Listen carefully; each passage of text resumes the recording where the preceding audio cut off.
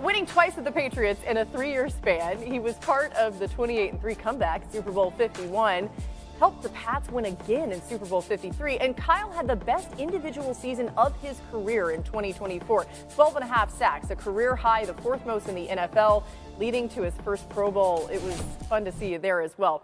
That's pretty. You feel good after seeing all that. That's a good hype up. I'm ready to play again. You got a decade left in your career at this rate. I'm ready to go. Thanks that was a great intro. You're only getting better as you go along. I mean, not many like fine wine. I love it. There we go. I was hoping you'd say that. All right, now back to a guy that Kyle played twice a year. George Pickens spoke about being traded to the Cowboys. This just came in moments ago. I'm grateful to be here, and I'm grateful to play with Dak. As far as, like, roles and stuff like that, I'm just here to work. Whatever role finds me best is where I'm going to find myself. And I feel like growth for me is taking a great direction and me coming to the Cowboys. I'm kind of where my feet are right now, to be honest. I'm not really thinking about contract talks. I'm just glad to be here at Cowboys right now and, trying to build a winning culture. All right, Adam, what are the Cowboys hoping for with Pickens in Dallas? Well, how many times did we hear about the Dallas Cowboys potentially pursuing a wide receiver this offseason? How many times did Field Yates give them a wide receiver in the draft, whether it was Tedero or McMillan or some other player that could come in and complement CD Lamb? And ultimately, Dallas waited until after the draft to trade essentially a 3rd and 6th round pick to Pittsburgh to get one of the most talented wide receivers in the league. Talent, of course, is not the question. There are other issues and questions, and he will have to overcome in Dallas, George Pickens will, a history of other Steelers wide receivers being traded and producing less in their new home. It's a long list of wide receivers: Antonio Brown, Mike Wallace, Antonio Holmes, Juju Smith-Schuster, Deontay Johnson, Martavis Bryant, Chase Claypool. Very few wide receivers have been moved away from Pittsburgh and gone on to shine elsewhere. Emmanuel Sanders, one of the only exceptions. And now it's up to George Pickens to try to do something that many other wide receivers could not. He's 24. He's going to have a great opportunity to do it. He's got a lot on the line in the last year of his contract, but it's going to be up to him this season. It's an interesting list, Adam, for sure. And look, I mean, no one doubts the talent of George Pickens, right? He'll join CD Lamb to form what could be one of the better wide receiver duos in the league. Both wideouts went over 2,000 receiving yards in the last 2 seasons. They're one of 2 sets of current teammates who each had at least 2,000 yards since 2023, along with Puka Nacua, Devontae Adams on the Rams. So really good company there. Mina, how do you see Pickens fitting in this offense for the Cowboys? Seamlessly. I mean, I like it for a lot of the same reasons I liked the possibility of Tedero McMillan going to the Cowboys, and Pickens is more proven. Big-bodied X-receiver, contested catch guy, explosive downfield, pairs really well with CD Lamb, who, of course, has the versatility, to play in the slot and outside, so you can hunt matchups. And the quarterback, Dak Prescott, who's aggressive, throwing downfield when he sees one-on-ones. I also think having both Pickens and Lamb will help the run game, which has struggled in recent years. They're going to face a lot of those too high shell coverages, more room underneath. They've invested in the offensive line. They drafted a back. So I think we're going to see a more balanced offense as a result. Yeah, Kyle, you heard what Pickens said about Dallas. You've been traded before. How does a player go about entering a new locker room, trying to ingratiate himself with everybody else already in there? Yeah, I mean, the biggest thing is gaining the trust of your players and your teammates. George Pickens, great, phenomenal talent. Now he has to do the, hey, how you doing? Are you doing good today? Build the trust of your teammates. Get a relationship with that quarterback, Dak Prescott. He said Dak Prescott already reached out to him, so that's key. But he really has to do that in practice. One thing that I did when I got traded was gain the trust with my play. I didn't go in and talk and do all that. I tried to gain the trust of my teammates. I did that in practice.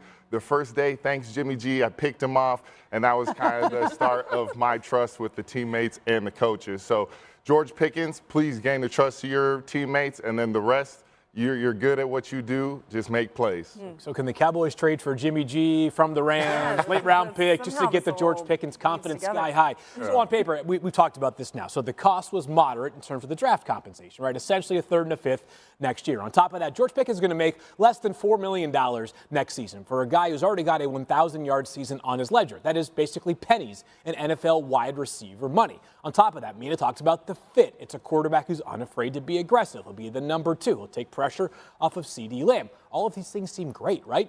It reminds us, though, that this is a straightforward trade. This trade will be as good as George Pickens wants and allows it to be. George Pickens has a chance to prove that he can be accountable. He can be a reliable teammate every single day, that he can control his emotions on the field. If those weren't question marks, major question marks, I would say, he wouldn't have been available in the first place. The Steelers wouldn't have traded a second-round pick to the Seahawks and then paid DK Metcalf $150 million. On paper, there's so much to like about this trade. And for a guy who's going into the final year of his rookie contract with this huge pot on the proverbial other side of the rainbow available, Kyle, this is a massive, massive opportunity for him to make good on what seems like a tailor-made fit. Yeah, I mean, Jahan Dotson was traded last year from the Redskins to the Eagles for a third-round pick. I think the Cowboys are getting great value in a third-round pick. But more importantly, let's say he does ball out and they don't want to pay him. The Cowboys get a comp pick when he gets paid by another team, and I think that's really, really good value as well. Okay, if the great Eric DeCosta, the GM of your Ravens franchise, is watching right now, he's so proud. You're talking about the potential for a comp pick. Nobody loves their comp picks like the Baltimore Ravens. You are truly a Raven. Right? Well done. I love it. I mean, it's funny. I've even seen some stuff on Twitter where people were like, oh, look, you know, Jerry Jones and Howie Roseman, they're both playing this so well. And I don't think any of us think that Jerry Jones is quite the level of what Howie Roseman has done. But you do see some of these moves that the Cowboys have made, and you say, okay, we see what you're working toward here. All right, let's get back to Kyle's team, talking a little bit more about the Ravens. They made some key additions on both sides of the ball this offseason. In free agency, Baltimore added DeAndre Hopkins to the wide receiver group. They signed Cooper Rush to be Lamar Jackson's backup. They focus on the defense early in the draft, selecting safety Malachi Starks and edge rusher Mike Green in the first 2 rounds. Kyle, let's talk about this Ravens defense, okay? What do you think is the next step for you guys? The next step is get to that last game and eventually win that last game. But really, I think what they did in the draft was really, really good. EDC, he's one of the best in the NFL at being a GM. I think getting Malachi Starks, complement Kyle Hamilton on the back end, as well as Adarius Washington. You also have Mike Green, led the NCAA in sacks last year with 17 and a half.